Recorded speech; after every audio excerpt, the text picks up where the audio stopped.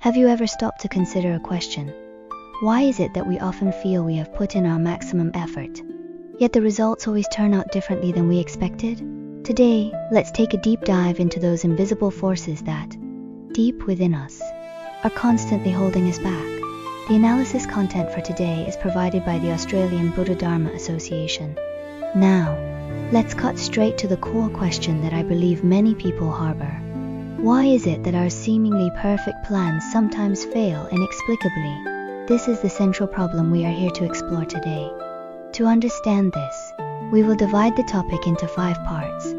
First, we will look at the 2 most common, yet most challenging, enemies, arrogance and prejudice.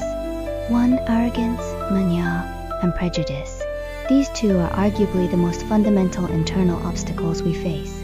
And no matter who you are affected by them to varying degrees. Let's first talk about arrogance.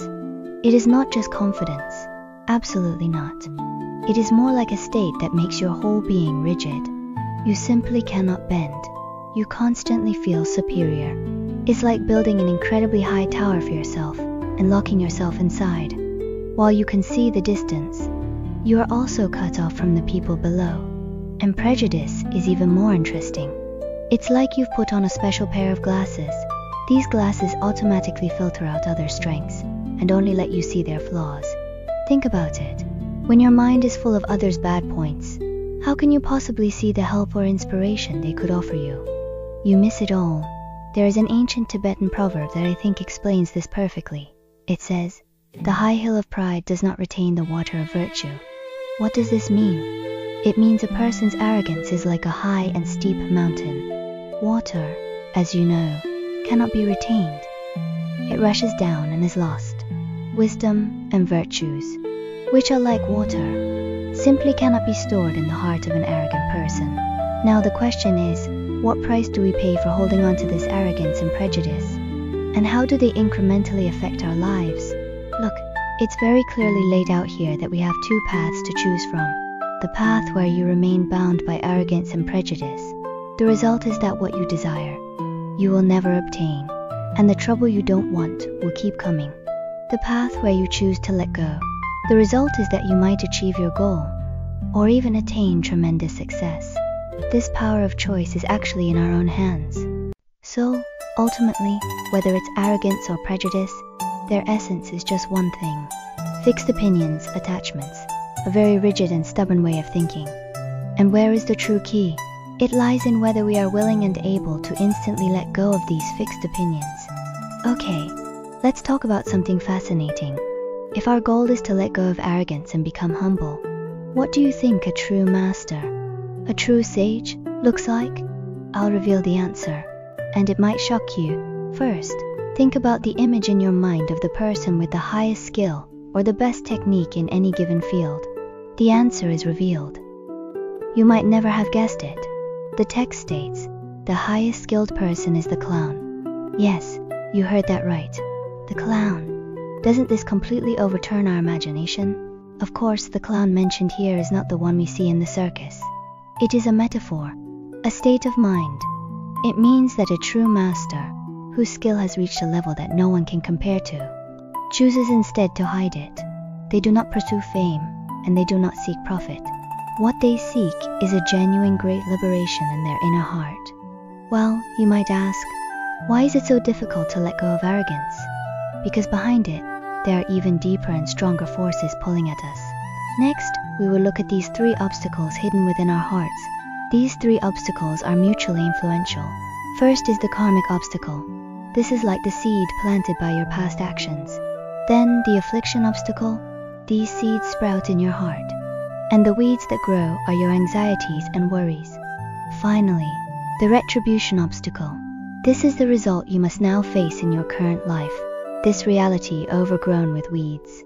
You see, these 3 combined tightly lock us in.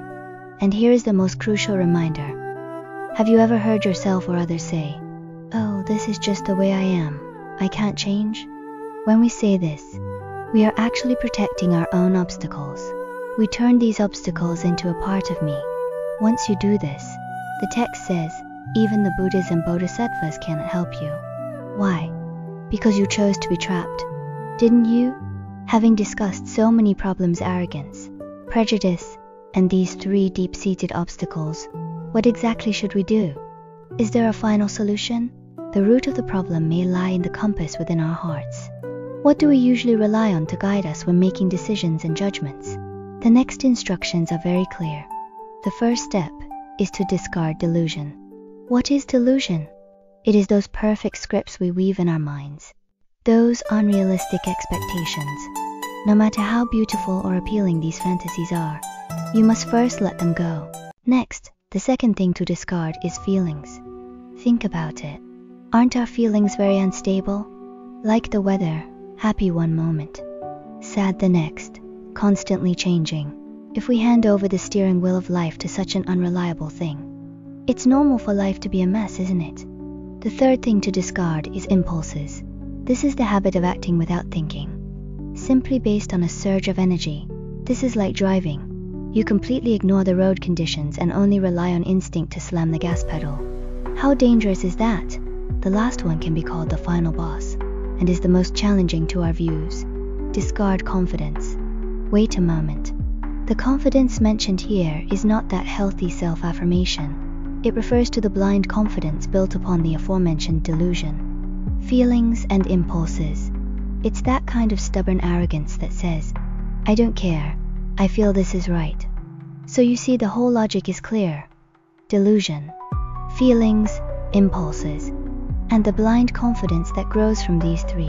This entire system is the true reason why we are confused and constantly making mistakes.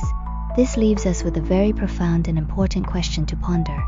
If we truly let go of delusion, feelings, impulses, and even that blind confidence, what do we have left? What can we still rely on to guide us on the path of life? This question is truly worth thinking deeply about for every one of us.